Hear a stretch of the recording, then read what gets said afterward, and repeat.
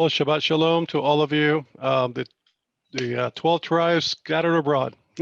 So I hope you all are having a blessed day today. And we are here at Covenant Calendar Club bringing you teachings regarding the calendar and how to keep, the days as Yahuwah had ordained it from the beginning. And also we bring you the prophetic messages that are being uncovered by his prophets today and by his loving servants. So Brandon today is going to bring you a teaching about this is a part four. Actually, it's probably most likely going to be longer than 4 parts, but this is part four of Exodus on my mind. And this particular teaching has to do with the parallel characteristics between Pharaoh and the anti-Messiah. What are those things that they both have in common? Well, Brandon's going to go into great detail to explain that to us and bring it forth so we may be able to understand. And also, he's also going to explain about the sorcerer in the book, from the book of Revelation, who is the false prophet as well. So I'm going to go ahead and allow Brandon to go ahead and have the floor here. Oh, and before I do that, just for those who are not joining us live, I do encourage you to, and we would love to have you discuss things with you live, answer questions. We fellowship also, and give us a try. Go to torahtothetribes.com/connect, and you'll have an opportunity there to join us on Fridays or even Saturdays. You can come whenever you like, and we'd love to have you. All right. And in addition to that, there's other platforms you can sign up for as part of Torah to the Tribes as well. Well, I hope you all are blessed. And Brandon, whenever you're ready, the floor is yours. All right. Thank you, Brother Jose. Can you see the full screen here? Yes. All right, cool. Just making sure.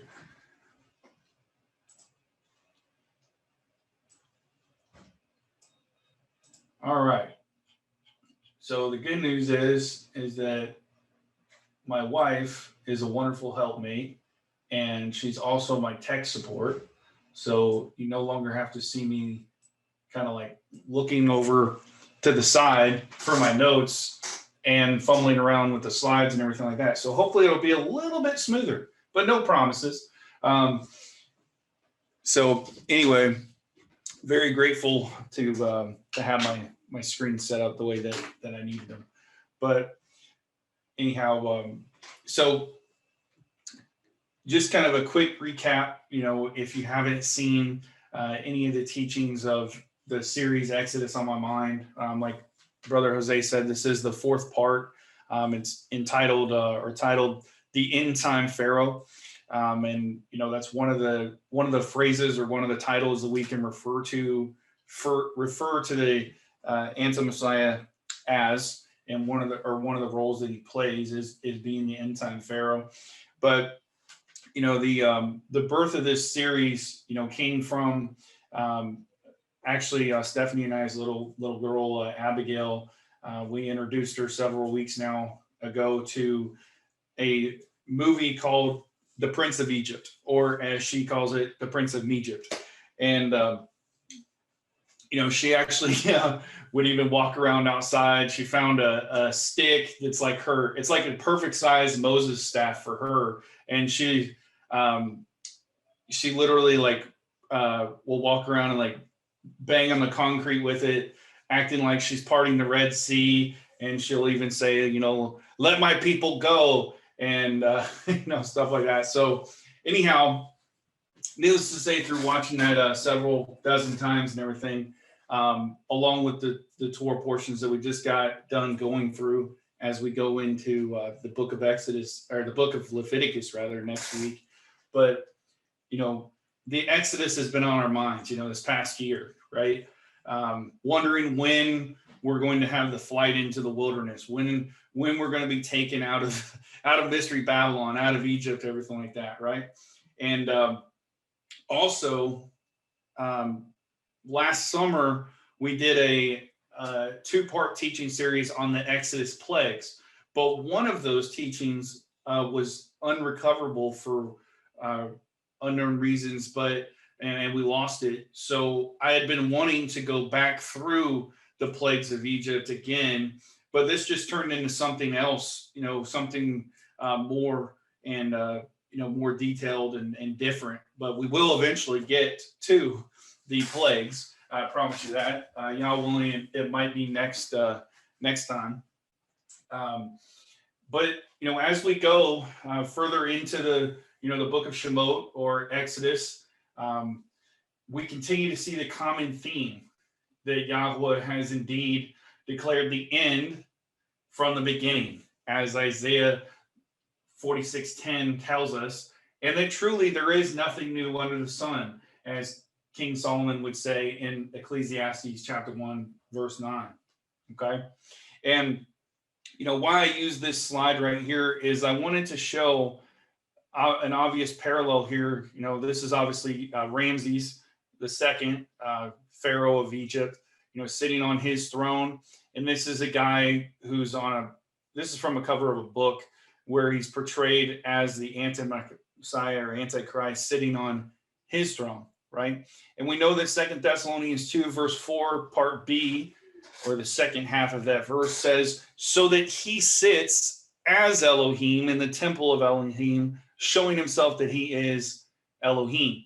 So if you actually, which I would encourage you to do, your own research and everything like that. It's actually been very, very enlightening, I'll say, and interesting as I've studied this out. But I've actually been watching a couple of documentaries on pharaohs and on Egypt and stuff like that. And they literally considered themselves, well, not all of them, but some of them, including Ramses II, he elevated himself to where he wasn't just the king of Egypt. He wasn't just Pharaoh, but he actually considered himself as a deity incarnate, an incarnate deity. And we know that that's what the anti-Messiah is going to do as well. He will be, possessed, if you will, by the full power and spirit of Satan, right? And he will be like a mimicking, because remember, Satan has no power to create anything. That's Yahweh's power, right? All Satan can do is mimic and pervert what has already been created. So he's going to mimic, because obviously Yahusha was the incarnate Elohim. He was the incarnate Yahweh. He was the revealed Yahweh, as Brother Matthew has told us, right? So it's going to be the same thing with Satan. He's going to mimic that through possession and take over a man known as the Antichrist. But anyway, let's get this started, okay? So there's going to be 4 areas of focus today. Well, not today, I'm sorry. There's going to be 4 areas of focus that we will cover, though.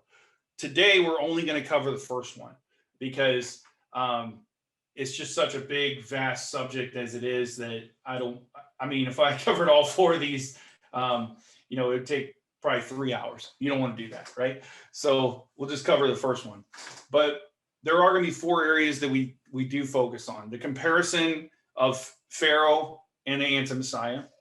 The comparison of Moshe and Aharon, or Aaron, with the 2 witnesses of the book of Revelation, which just happens to be our Shabbat Torah portion today, Revelation chapter 11, and then also Revelation chapter 15. And then the comparison of Balaam and the false prophet, what is known as the beast from the earth, or the second beast, in Revelation chapter 13, verses 11 through 18. And then also the comparison of Jannes and Jambres, the sorcerers of Pharaoh's court, and other false prophets with lying signs and wonders that 2 Thessalonians chapter 2 speaks of. All right. So where did this idea of the end time Pharaoh come from? Well, this goes all the way back probably in like the mid to late 2000s when I used to listen to a teach about a guy by the name of Mike Bickle. That was the first time I ever heard the analogy of the Antichrist being an end time Pharaoh, and how basically Yahweh is going to use the two witnesses to pour out his judgment upon the beast and upon the beast system and kingdom, just like he did partnering with Moshe and Aharon in Egypt when he poured out the plagues upon Egypt. And he laid it out really well about how literally the plagues of Egypt, or most of the plagues of Egypt, are going to see a repeat within the book of Revelation, within the judgments of the book of Revelation, in the seals and the bowls and the trumpets. Or sorry, seals, trumpets, and bowls. You know what I mean? But we've also seen going through the book of Revelation with Brother Matthew that it's an orchestra, right? It's not a linear series of events that take place, but we're shown three different sections of the orchestra pit, if you will. But that doesn't necessarily, it's like a symphony that's going to be playing all at once type thing, right? So Yahweh is going to, he partnered with Moshe and Aharon to bring judgments upon Egypt, to bring plagues upon Egypt. And he's going to do the same thing with the two witnesses, with the two houses of Yasharel, Ephraim and Yehuda, or Judah, right? So again, we see that theme of the end is declared from the beginning. Now you know why I brought that up. All right. Now, Jose and I have actually done other teachings on this particular subject of the two witnesses. So we won't, especially right now, we won't touch on much of that right here. But you can actually go to, Covenant Calendar Club has a YouTube channel entitled Yahweh's Servant with an apostrophe S. And you can watch those videos on there. And of course, as we get into the plagues, we will be covering it again. All right. And then lastly, or next, like I said, Balaam, yes, that same Balaam from the book of Numbers is who is responsible for some of the heinous acts that were done to the Hebrews. Okay. So, and then of course, if you look at this slide behind here, this is just a picture showing the false prophet here calling fire down from heaven, the image of the beast, and then of course, representation of the beast himself. Okay.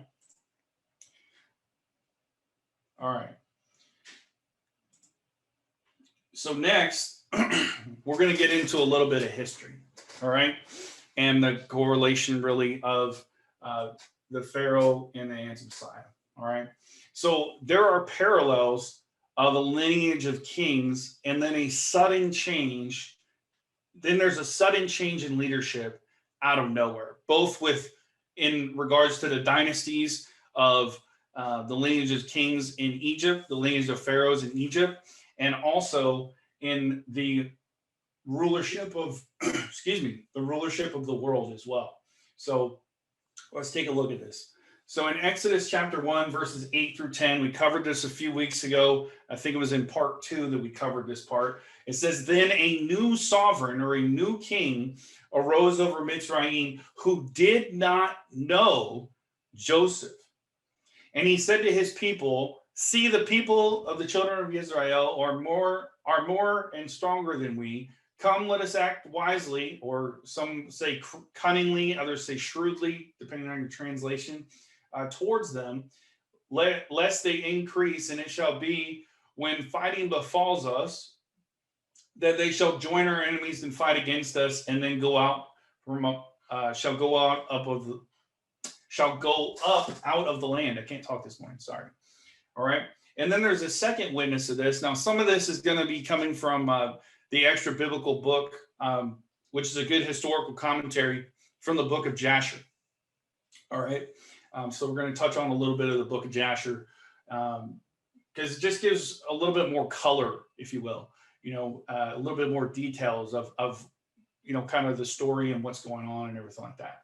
So Jasher 63, 5 and 6 says in verse 5, and another generation rose up in their stead, in the stead of the dynasties that were there, which had not known the sons of Jacob and all the good which they had done to them, and all their might in Egypt. Therefore, all Egypt began from that day to embitter the lives of the sons of Jacob and to afflict them with all manner of hard labor, because they had not known their ancestors who had delivered them in the days of the famine.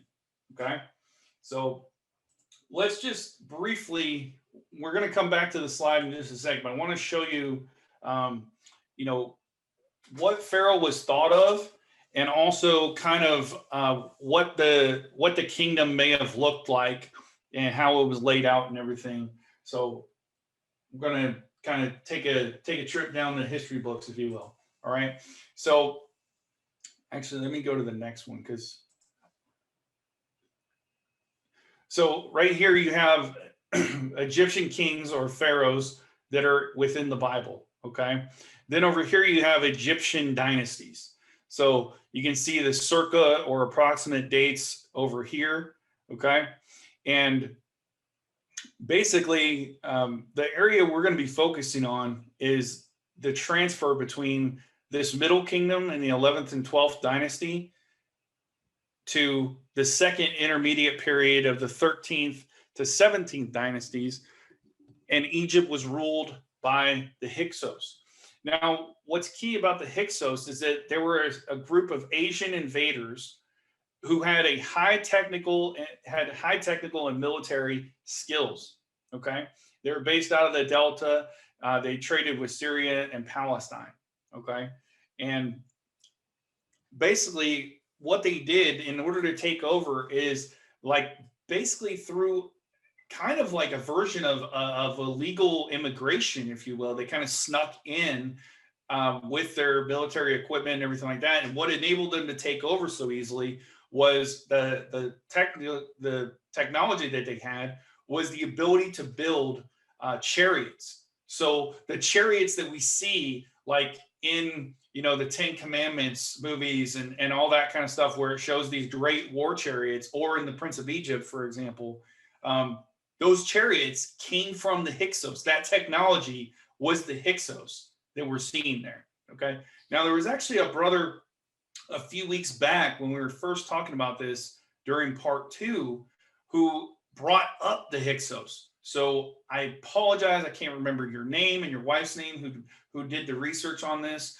but trying to give you credit where credit is due. And thank you for bringing that up, because it did make a lot more sense that there was this new kingdom out of nowhere who did not know Joseph at all and did not know about the great things that he had done, during the famine, and how he had saved Egypt and everything like that.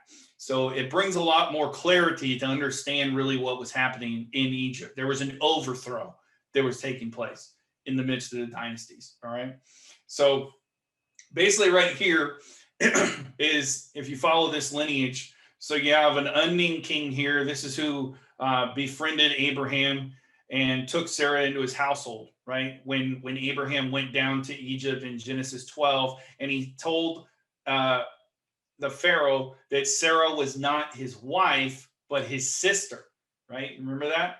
And then Pharaoh had like some crazy dreams and some stuff happened. And then he realized, like, wait a minute, this isn't his sister. This is his wife. Why have you brought this judgment upon me? Right. And then the next one is another unnamed Pharaoh who put Joseph in charge of the food supply in Egypt in Genesis 41. We covered that in part 1. Right. Then I believe this is where there's a high possibility that this is where the transfer was made, right here. Okay. Now, again, some of these dates, like even the dates right here, they kind of contradict themselves. So bear with me on that. You guys can do your own research and stuff like that. But because a lot of the information I've seen outside of, which this is coming from what's called the Living Bible right here. It's like a historical map based, more archaeological based Bible. But a lot of the information I have found is that Seti and Ramses II were part of the Hyksos. Okay. And we know that approximately it was like in 1450-ish when 1440, 1450-ish BCE when the Exodus occurred. Okay. So obviously some of these dates are not showing far enough back, right? So just bear with me on that. But it's an interesting subject to touch on. But anyway, so right here it says Seti or Sethos. Possibly, this is possibly the new king that's mentioned in Exodus chapter 1, verse 8, who was Pharaoh during the Hebrews' time of slavery in Egypt. So this is when I believe that the Hyksos dramatically took over to where Seti did not know of Joseph or anything he had done. Make sense? All right.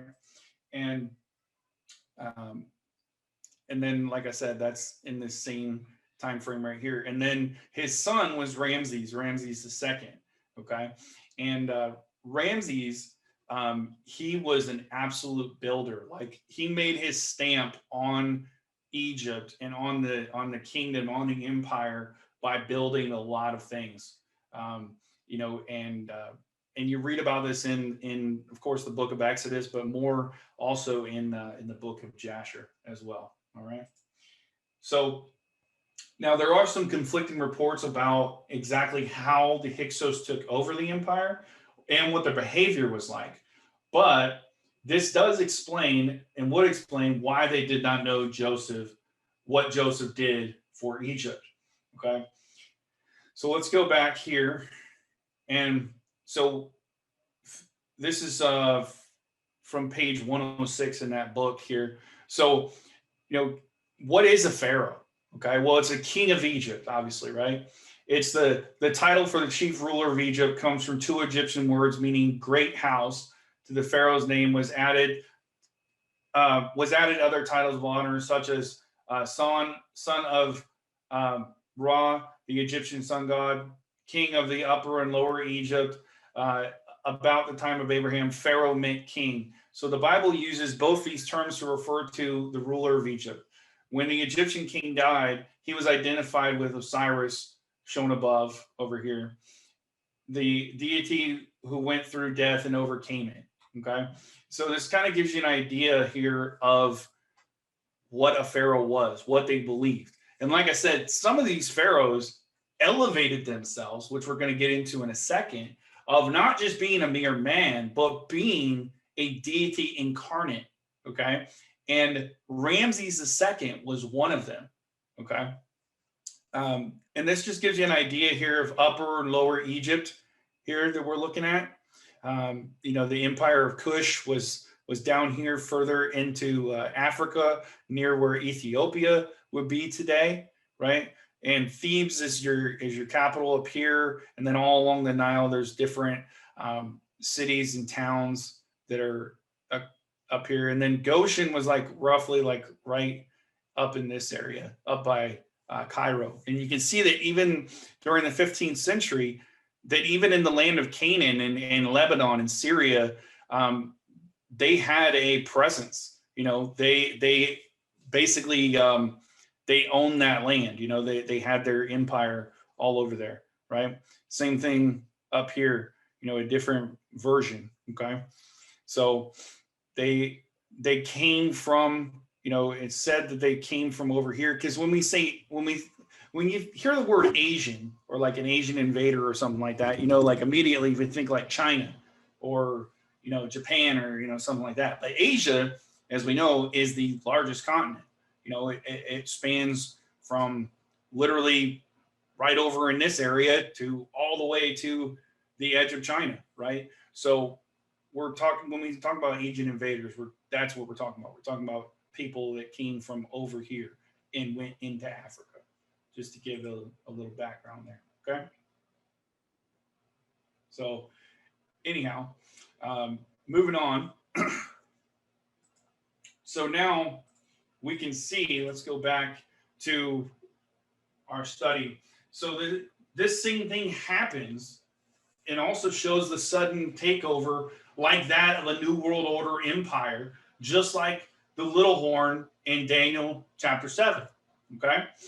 So Daniel chapter 7, verse 8, and then also 24, it says, this is Daniel speaking, and I was thinking about the horns, or pondering the horns, other translations say, then I saw another horn, a little one, coming up among them, and 3 of the first horns were plucked out by the roots before it.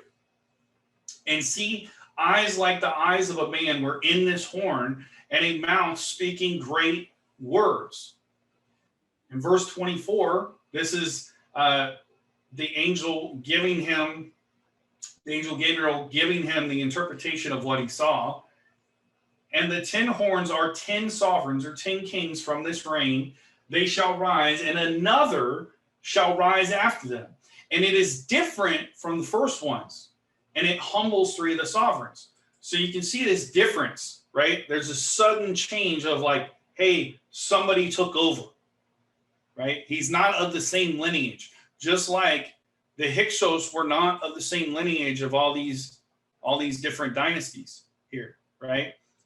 Because these were essentially families, that because essentially, whoever the first pharaoh was, his lineage would go straight to his firstborn son, and then so on and so on and so on. That's how it would work. But there's a break here when the Hyksos take over. Makes sense? So let's take a look at now the anti-Messiah, as we've known him to be called, okay, or the beast of Revelation, however you want to refer to him. There's many titles. He has many names and many titles, okay? So number 1, of course, anti-Messiah or Antichrist. Now, this is not only just a title of a person, but John, the Apostle John, shows us and tells us that this is also a spirit as well. So 1 John 2:18 says, little children, it is the last hour. And as you have heard, the anti-Messiah is coming. Even now, many anti-Messiahs have come. This is how we know that it is the last hour.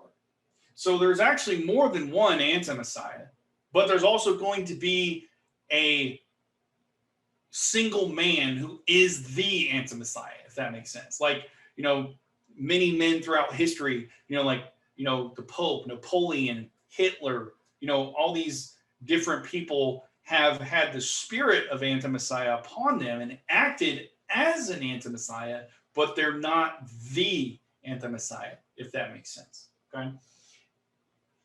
And then verse 22, who is the liar except the one denying that Yahusha is the Messiah? This is the anti-Messiah, the one denying the Father and the Son.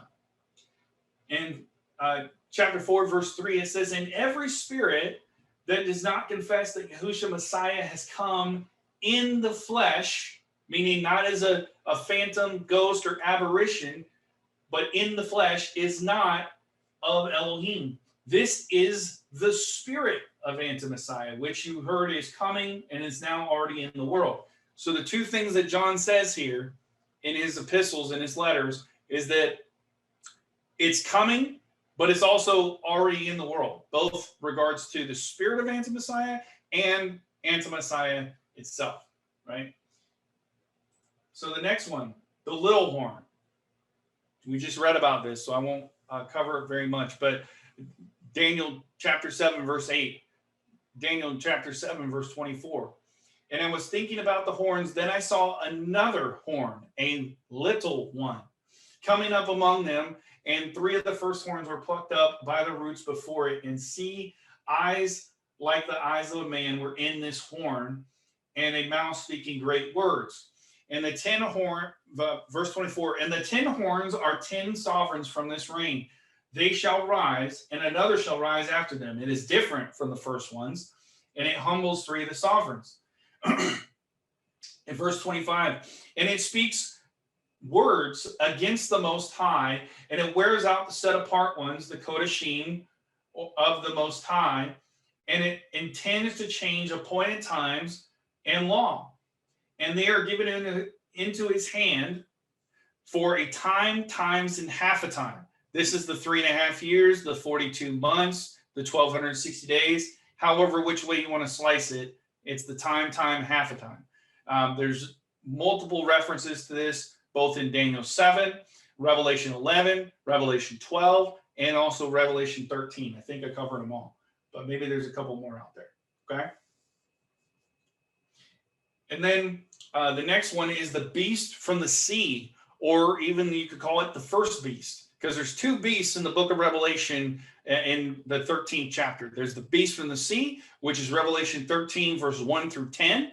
Then there's what is known as the false prophet, who's the second beast, or the beast from the earth, who appears in Revelation 13, verses 11 through 18, which causes all, both small and great, rich and poor, to receive the mark of the first beast on their right hand or on their forehead, that no man may buy or sell, lest he have the mark of the beast, the name of the beast, or the number of his name. Right? We know that phrase very well. So that's where those two differences come from. Which, one thing I mentioned last night, and I was trying to find my notes this morning, but unfortunately, I have too many of the same type of notebook, and I am not the best at organization. So, but what I would encourage you guys to do and gals to do, so I have a notebook that is split right down the middle. I don't know if you can, there you go, you can see it now. Split right down the middle, right? And what I did is I would encourage you to lay out Daniel 7 on one side of the notebook here, and then Revelation 13 on this side of the notebook over here. And what I did is I wrote it out verse by verse, line by line, all throughout. It took like maybe, I don't know, 3 or 4 pages worth. And then I highlighted in different colors of highlights the characteristics of both beasts. Because there's a terrible beast that's mentioned in Daniel 7, and then there's the beast that's mentioned in that's mentioned in Revelation 13, right? So Revelation 13 says, and I stood on the sand of the sea, and I saw a beast coming up out of the sea. This is why it's called the beast from the sea, having 7 heads and 10 horns, and on his 10 horns, 10 crowns or 10 diadems, and on his heads, names of blasphemy. Okay? And if you compare this directly with Daniel 7, you'll see the exact same thing. This is where the little horn comes out of the 10 horns. He was looking at the 10 horns, and then in the midst of the 10 horns, another horn comes, a little horn. That's where that phrase comes from. Okay? And the beast I saw was like a leopard. His feet were like the feet of a bear, and his mouth like the mouth of a lion. Those 3 characteristics, leopard, bear, and lion, are all mentioned in the beasts of Daniel chapter 7 as well. Okay? And the dragon gave him his power, or his authority, and his throne and great authority. Now, Brother Matthew, in Revelation chapter 2, I think it was like part B or C, he actually talked about Satan's throne and how it was part of Pergamum, or it was in Pergamum, and how it was in Pergamum. Then it was moved to Berlin for the inauguration of Adolf Hitler, and then a replica was built inside of the Denver Broncos stadium, Mile High Stadium, or it might have been called an Invesco Stadium back then, for Barack Obama's Democratic National Convention speech when he accepted that nomination. Brother Matthew covered that in Revelation chapter 2. So very interesting that it talks about that. So the dragon gives him his power, his throne, and great authority. All right. Verse 3, and I saw one of his heads as having been slain to death, and his deadly wound was healed. And all the earth marveled after the beast. And they worshiped the dragon who gave authority to the beast, and they worshiped the beast, saying, who is like the beast? Who is able to fight him or make war with him? Okay. And he was given a mouth speaking great matters and blasphemies. And he was given authority to do so for 42 months. There's your 3.5 years, your 1,260 days. Your time times and half a time right there. Okay. Verse 6, and he opened his mouth in blasphemies against Elohim, to blaspheme his name, his tent or his tabernacle or his temple, and those dwelling in heaven. So he blasphemes his name. So he blasphemes Yahweh. He blasphemes his tent where he dwells, and all those dwelling in heaven as well. And it was given to him to fight with the set apart ones, the Kodashim, just like we just talked about in Daniel chapter 7, verse 25, and to overcome them. And authority was given to him over every tribe, tongue, and nation. So this new world order, when it finishes its takeover, it's going to encompass the entire world. Okay? America's not going to be spared, or anything like that. Don't buy into the agenda that things are getting better. They're not going to. Although they actually are getting better, because every day we're one day closer to our King returning. Hallelujah, right? All right, so moving on here. Let's see, where am I at? Verse 8. Yep, verse 8. Thank you, Lizzie. I appreciate you. And all those dwelling on the earth whose names have not been written in the book of life, of the slain Lamb from the foundation of the world, shall worship him. Very, very important. All those dwelling on the earth whose names have not been written in the book of life of the slain Lamb from the foundation of the world shall worship him.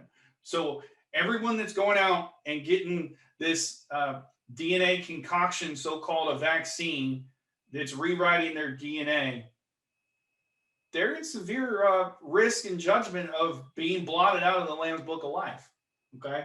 According to what the word says.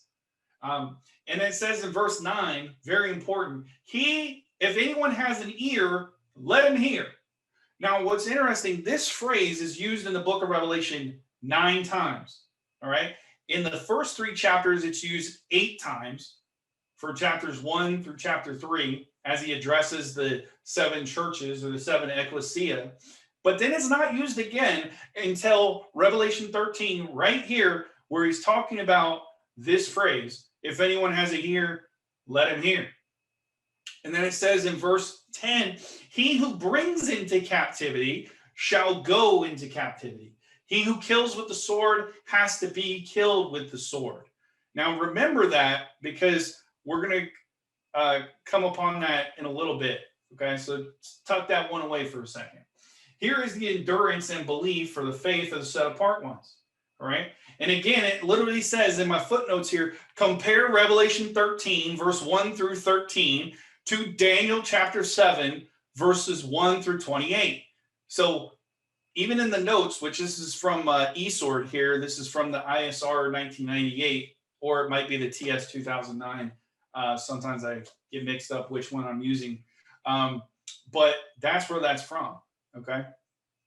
Compare those two, and you'll see the same findings. And then what I did, I don't remember exactly which way I've highlighted it, but I think I highlighted the lion was yellow, the leopard was green, the bear was blue, and then the terrible beast was pink. So that's how I highlighted it, but that's just me. Okay. So next, moving on. The next title or name is the Man of Sin, or the Man of Lawlessness, right? 2 Thessalonians chapter 2, verse 1 says, as to the coming of our Master Yahushua Messiah and our gathering together to him, we ask you, brothers, not to be easily unsettled in the mind or troubled, either by spirit or by word or by letter, as if from us, as if the day of Yahweh has come. Verse 3, let no one deceive you in any way, because the falling away is to come first, and the man of lawlessness, or the man of sin, is to be revealed, the son of destruction, or perdition here. Okay. And it says to see Daniel chapter 11, verses 36 through 39. That's another spot where this man of sin is spoken of. And then our title verse, verse 4, who opposes, who opposes and exalts himself above all that is called Elohim or that is worshipped, so that he sits as Elohim in the dwelling place of Elohim, showing himself that he is Elohim. Again, this is what Pharaoh Ramses II did. When we look at the studies of him, he, and you look at the reaction in the book of Exodus, right? He says, "Yeah, this Yahweh I do not know, this Elohim I do not know, nor will I let your people go," right? And he's making himself to be a deity over not just the Mitzrayim, over the Egyptians, but over the Hebrews as well, right? And this is the same thing that's going to happen in the end times as we're quickly approaching it, that this new order, this new Egypt, this beast system, this mystery Babylon will do the same thing. That will enslave the entire world. And they're using a virus to do it, right? All right. So moving on. And then another title of his is called the Lawless One, okay? 2 Thessalonians chapter 2, verse 9, the coming of the lawless one is according to the working of Satan with all power and signs and wonders of falsehood, or lying signs and wonders, it calls it sometimes. So there's going to be power and lying signs and wonders. This is part of the, the false prophets' duties and everything like that, and other false prophets who lead astray, if possible, even the elect, right? Excuse me. Now, another title of the anti-Messiah is known as the Prince of Tyre. So within Ezekiel 28, you have the Prince of Tyre, then you have the King of Tyre. Now, it's very important to differentiate the two, because the Prince of Tyre is referring to the anti-Messiah, right? And the King of Tyre is referring to Lucifer or Satan himself when you study that out, okay? So in verse 1, so this is verse 1 through 10, it says, "And the word of Yahweh came to me, saying, Son of man, say to the Prince of Tyre, thus said the Master Yahweh, because your heart is lifted up, and you say, I am El, and I sit in the seat of Elohim, in the heart of the seas, whereas you are a man, not an El, though you set your heart as the heart of Elohim." Now, doesn't that sound just like Isaiah chapter 14, verse 12 through 14, where it talks about Satan wanting to sit as Elohim and exalt himself above all this Elohim? You can see how all this is correlated together. Verse 3, rather. "Look, are you wiser than Daniel? Has no secret been hidden from you? By your wisdom and your understanding, you have made riches for yourself and gathered gold and silver into your treasuries." Remember how we talked about there's this great transfer of wealth that's taking place, where just like in the days of Joseph's famine, Pharaoh comes into power of all of it. He owns their land, he owns their cattle, he owns their food, he owns them. He owns all their possessions, right? Same thing. There's this great transfer of wealth that's taking place right now. Behind the scenes, of course, while they distract us with everything else. "Therefore, thus said the Master Yahweh, because you have set your heart as the heart of Elohim, therefore see, I'm bringing against you strangers, the ruthless ones of the nations, and they shall draw their swords against the loveliness of your wisdom, and they shall profane your splendor. Down into the pit they shall bring you, and you shall die the death of the slain in the heart of the seas. Why would you still say before him who slays you, I am Elohim, whereas you are a man? You are man, not El, in the hand of who kills you." So what he's saying is, you're just a man, but yet you're calling yourself a deity. You're exalting yourself as a god, as as Elohim, right? Because see, that's the difference. See, that's why Yahusha being a man doesn't work, because a man can't redeem another man, among other reasons. This is why the plan of the anti-Messiah fails. And this is the whole test, right? If you look at 1 Samuel chapter 8, what happened? Israel didn't want Yahweh to be their king, but they demanded a king to be over them. It's the same thing. It's the same thing. So Yahusha is Elohim in the flesh, or the revealed Yahweh, Emmanuel, El with us. But the opposite is true with the anti-Messiah. He's a man, but yet he's exalting himself as a deity, just like Pharaoh does. See how all this kind of works together? So next here, we have the another title is the Assyrian. Now this one's a little bit longer, so bear with me, but it's really good, I promise. Okay. And also there's some hope in here for us, because it talks about the remnant of Yasharel will return. Okay. So Isaiah chapter 10, verse 20 says, and in that day it shall be that the remnant of Israel, those who have escaped of the house of Yaakov, never again lean upon him who struck them, but shall lean upon Yahweh, the set apart one of Israel, in truth. A remnant shall return, the remnant of Jacob, to the mighty El. For though your people, O Israel, may be as the sand of the sea, yet a remnant of them shall return, a decisive end, overflowing with righteousness. For the Master Yahweh of hosts is making a complete end as decided in the midst of the earth.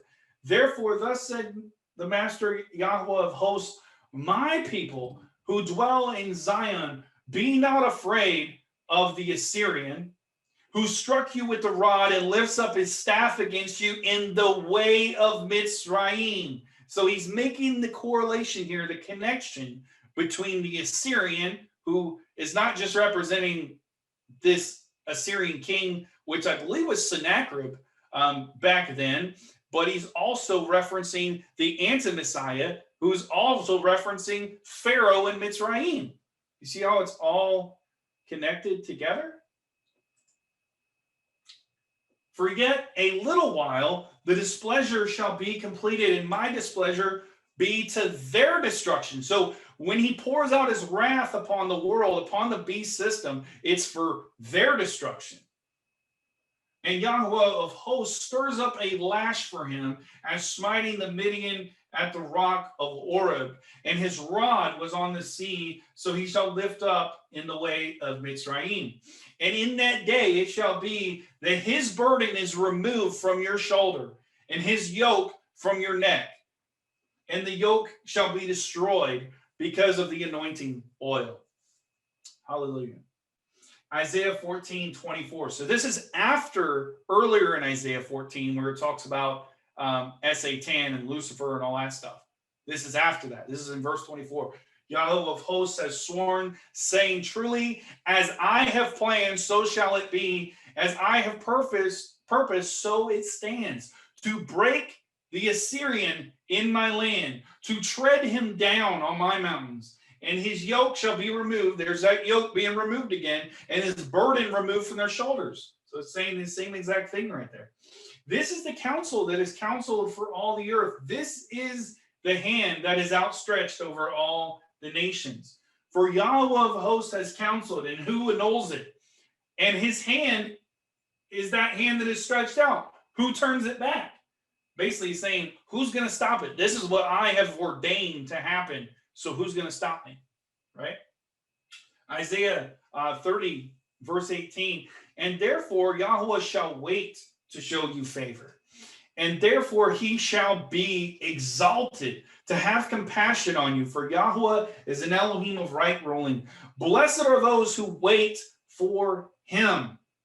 For the people shall dwell in Zion at Jerusalem. You shall weep no more. He shall show you much favor. At the sound of your cry, when he hears, he shall answer you. So again, we talked about in the last part how the things are going to continue to get bad, because it has to. Because we as a people, we have to begin to cry out just like they did in Mitzrayim in order to be delivered. That cry of deliver us. Because when he hears our cries, this is what the cry of martyrdom does in Revelation 6 during the fifth seal. At the sound of our cries, he hears and he shall answer us and deliver us, just like he did with Mitzrayim. Okay? Though Yahweh gave you the bread of adversity and water of affliction, your teacher shall no longer be hidden, but your eyes shall see your teacher. Okay? And it says, see also Joel 2:23. So you can look at that on your own. And your ears hear a word behind you saying, this is the way, walk in it, whenever you turn to the right or whenever you turn to the left. Now, I love this phrase because this shows you that you can be led by the Spirit, by the voice of Yahweh. And during this time, this is what we need. We need to have clarity of his voice. We need to have clarity of what he's saying to us individually over our families in this hour. Because honestly, this is what we have to live by, because we're going to be living in days very shortly where this very phrase right here and others like it could save us from being captured, could, guide us. Oh, hey, go this way and you'll avoid that checkpoint. You'll avoid those military personnel. You'll avoid those drones looking for you. This is not a time to be leaning upon our own understanding, is what I'm saying. We need to be in tune with the Ruach HaKodesh. Verse 22, and you shall defile the covering of your graven images of silver and the plating of your molded images of gold, and you shall throw them away as a minstrel cloth and say to them, be gone. So all of our idols, all of our images of silver, gold, etc., they'll become as filthy rags. Okay? He shall give you the rain of your seed with which you sow the ground, and the bread of increase of the earth. It shall be fat and rich, and your cattle grazing in an enlarged pasture in that day. The oxen and the young donkeys that work the ground eat seasoned fodder, winnowed with a shovel and fan. And on every high mountain, on every high hill, it shall be rivers and streams in the day of great killing when the towers fall. Verse 26, and the light of the moon shall be as the light of the sun, and the light of the sun shall be sevenfold. So it's even going to affect the luminaries. The moon, it's going to gain in brightness, and the sun is going to gain in 7 times brightness. As the light of 7 days, and the day that Yahweh binds up the breach of his people and heals the wound of his blows. See the name of Yahweh coming from afar. It's coming from afar, burning with his wrath, heavy smoke. Joel 2 talks about this as well. His lips shall be filled with rage, and his tongue as a devouring fire. Right? His breath shall be as an overflowing stream which reaches up to the neck to sift the nations with a sieve of falsehood and misleading bridle on the jaws of the people. See also Amos 9:9 there. But that's exactly what it's talking about in 2 Thessalonians chapter 2 as well, when you read that, because it talks about that the lawless one, the man of sin, will be consumed by the breath of his mouth at his coming, at his return, right? And also it talks about that he sifts the nations with falsehood, right? He pours out a strong delusion, a working delusion upon the people that they would believe the lie because they didn't have a love for the truth, right? Let the song be to you as in the night, set apart for a festival and gladness of heart, as he who is going with flute to come to the mountain of Yahweh, the rock of Israel.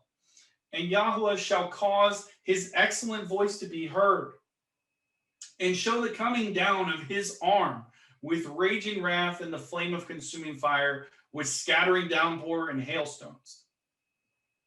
His wrath being poured out within the plagues, within the judgments. Okay? Verse 31, for through the voice of Yahweh, the Assyrian is broken down. Again, just what I was referring to with 2 Thessalonians chapter 2. With a rod he strikes. Okay? And just to read it again, 2 Thessalonians chapter 2, verse 8, and then the lawless one shall be revealed, whom the master shall consume with the spirit of his mouth, Isaiah 11:4, and bring to naught with the manifestation of his coming. Revelation 19, verse 15 says, and out of his mouth, speaking of Yahusha, goes a sharp sword, and that with he should smite the nations, and he shall shepherd them with a rod of iron. And he treads the winepress with fierceness, the fierceness of wrath of El Shaddai. Psalm 2, verse 9, break them with a rod of iron, dashed into pieces like a potter's vessel. So we can see how, again, all of this correlates and speaks to one another. In every passage of the ordained staff which Yahweh lays upon him shall be with tambourines and lyres, and he shall fight with, battling with a brandishing arm. For Topheth was ordained of old, even for the sovereign, and it has been prepared. He has made a deep and large. He has made it deep and large. Its fire pit with much wood. The breath of Yahweh as the steaming stream of burning sulfur is burning in it. Now, what's interesting is this shadow, this picture here. It almost sounds like the lake of fire, to me anyway, because it's been prepared for this sovereign, this Assyrian, this anti-Messiah, and it's deep and large. It's fire pit with much wood, and the very breath of Yahweh as a streaming burning sulfur is burning in it. Which, if you look at Revelation 14, where it talks about anyone who takes the mark of the beast, the penalty that they get, and then also Revelation 19, where it talks about what happens to the false prophet and the beast at the end after he returns. You know, you can see all the correlations there as well. But moving on, we're almost done with Isaiah here. Woe to those who go down to Egypt, which we compared to, Egypt to FEMA or whatever your world government is, your emergency management company is. Ours is called FEMA, the Federal Emergency Management Administration, right? But Isaiah 31:1 says, woe to those who go down to Mitzrayim for help, rely on horses, who trust in chariots because they are many, and the horsemen because they are very strong, but do not look to the set apart one of Israel, nor seek Yahweh. He is also wise and has brought evil and has not turned aside his words. And he shall rise up against the house of evildoers and against the help of workers of wickedness. And the Mitzrites are men and not El. See, there he goes again saying, hey, don't trust in man, but trust in me. Trust in El. Trust in Elohim. And their horses are flesh and not spirit. And when Yahweh stretches out his hand, both he who helps shall stumble, and he who is helped shall fall. They shall fall together. So he's saying that, hey, those who go to get help from Mitzrayim shall stumble, but also those who help, meaning the Mitzrites, will also stumble. So nobody's exempt here. For this is what Yahweh said to me, as a lion roars, a young lion over his prey, though a band of shepherds is called out against him, he is not afraid of their voice, nor disturbed by their noise. So Yahweh of hosts shall come down to fight upon the Mount of Zion, upon its hill. Verse 5, like hovering birds, so does Yahweh of hosts protect Yerushalayim, protecting and delivering, passing over, hallelujah, there's that word, Passover, and rescuing. Turn back to him from whom the children of Israel had deeply fallen away. For in that day, let each man reject his idol of silver and his idols of gold, which your own hands have made for yourselves as sin. And the Assyrian shall fall by the sword, a sword, not of man, and not a sword of mankind shall devour him. Again, you can see the Revelation chapter 19, verse 15 there. The giant sword that comes out of his mouth. That's what's going to take down the Assyrian. But he shall flee from the sword. Siri just thought I was talking to her. That's weird. But he shall flee from the sword, and his young men shall become slave labor. And his strength shall pass away because of fear, and his commanders shall be afraid of the banner. The banner of what? The banner of Yahweh. Hallelujah. What is that? You guys can talk about it later. But one of the titles is, Yahweh blank. Yahweh is my banner, right? Declares Yahweh, whose light is in Zion, whose furnace is in Yerushalayim. All right. And next, a king. This is the story of hope right here that Isaiah 32 tells us. A king will reign in righteousness in Zedekiah. See, a sovereign shall reign in righteousness. Rulers rule in right ruling, and each one shall be as a hiding place from the wind and a shelter from the downpour, as rivers of water in a dry place, and the shadow of a great rock in a weary land. And the eyes of those who see are not dim, and the ears of those who hear listen. Blessed are your eyes, for they see, and your ears, for they hear. Right? The heart of the rash understand knowledge, and the tongue of the stammerers hurries to speak plainly. A fool is no longer called noble, nor the scoundrel said to be respectable. For a fool speaks folly, and his heart works wickedness to practice filthiness and to speak against Yahweh, that which misleads, to starve the being of the hungry and to withhold the drink from the thirsty. And the methods of the scoundrel are evil. He has devised wicked plans to destroy the poor with words of falsehood. Have you noticed that he's targeting the poor first with these mass vaccination sites? Here, come get your cure. Putting it right up. Here in Jacksonville, there's a mass vaccination site going up about 20 minutes from where I'm at right now. But he's devised wicked plans to destroy the poor with words of falsehood, even when the needy pleads for right ruling. But the generous one devises that what is generous, and by generous deeds he rises up. Now, this is a warning, I believe, for the nation of America or anyone who's getting complacent. Maybe it's a word of warning to the 5 wise and the 5 foolish virgins as well of Matthew 25. But Isaiah 32:9 says, rise up, you women who are at ease. Hear my voice. Rise up, you complacent daughters. Listen to my speech. In little more than a year, you shall be troubled, you complacent women. For the grape harvest shall fail. The ingathering shall not come. Tremble, you women who are at ease. Be troubled, you complacent ones. Strip yourselves, make yourselves bare, and gird sackcloth on your waist. Lament upon the breasts for the pleasant fields, for the fruit-bearing vine. Weeds and thorn bushes come up over the ground of my people, indeed, over all the houses of joy, the city of revelry. For the palace is abandoned, the crowded city deserted. Hill and watchtower serve as caves forever, a joy of wild donkeys, a pasture of flocks, until the Spirit is poured out upon us from on high, and the wilderness shall become garden land. And the garden land shall be reckoned as a forest. Then right ruling shall dwell in the wilderness. In Zedekiah, righteousness remain in the garden land. The work of righteousness shall be peace, and the service of righteousness be rest and safety. And my people shall dwell in a home of peace, and in safe dwellings, and in undisturbed resting places. Even when hail shall fall, felling in the forest, and the city be brought low in humiliation. Blessed are you who sow beside all the waters, who send out the foot of the ox and the donkey.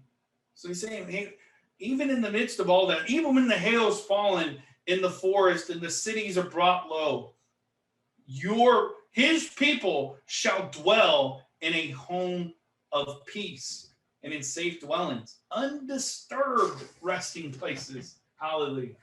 All right, next one, Micah chapter 5. So starting in verse 3 here. Therefore he shall give them up until the time that she who is in labor has given birth. Hello, Revelation 12. The woman was about to give birth to a son, right? And the remnant of his brothers shall return to the children of Israel, the woman's seed, right? The woman's offspring that the dragon chases later on.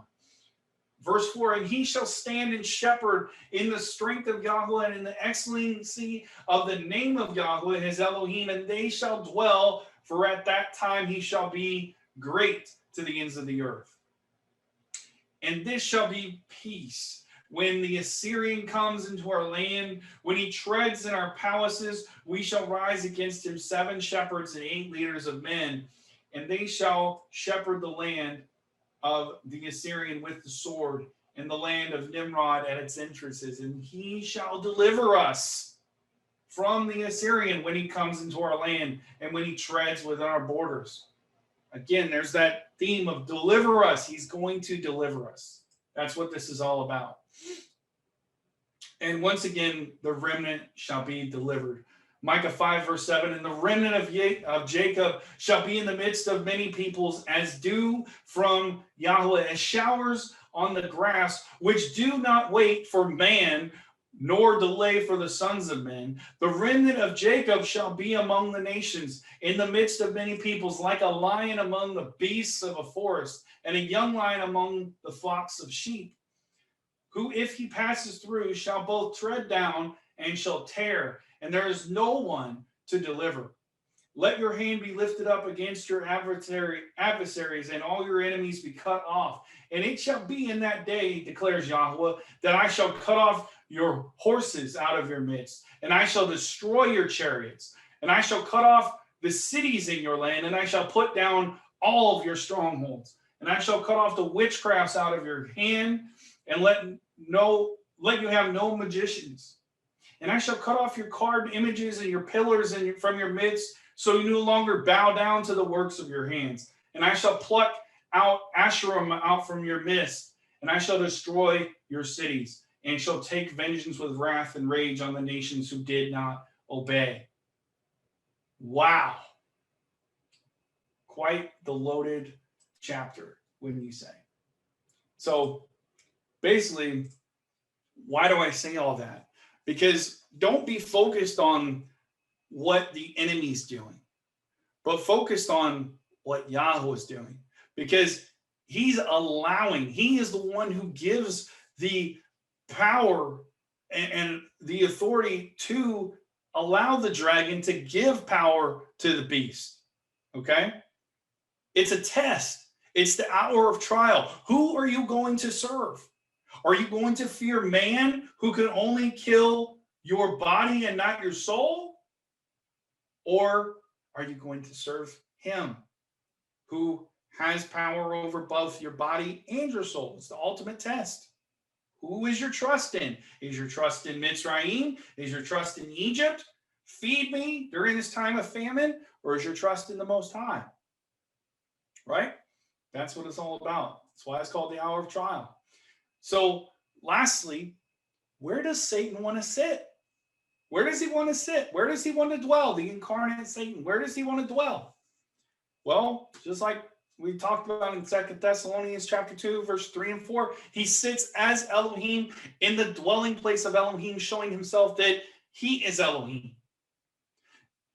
Daniel 11, 36 to 39, he talks about he does as he pleases. He exalts himself, shows himself to be great above every mighty one, and speaks blasphemy against Elohim, against Yahweh. And again, we talked about Isaiah 14, verses 12 through 14. Let me go up above the heights of the clouds. Let me be like the Most High.